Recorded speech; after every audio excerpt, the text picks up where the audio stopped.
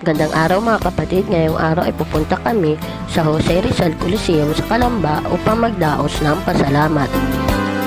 Magkaiba ang call time ng mga choir, kaya naman napasama ako dito sa sasakyan ng mga choir.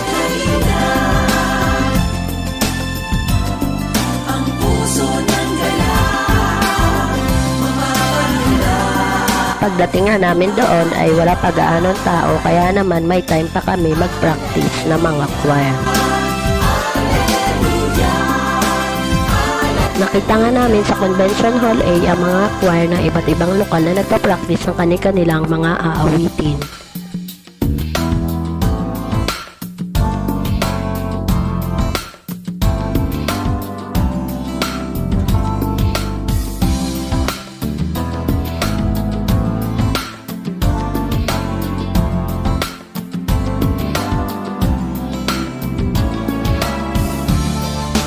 Maya-maya nga ay nag-break time na ang mga kapatid.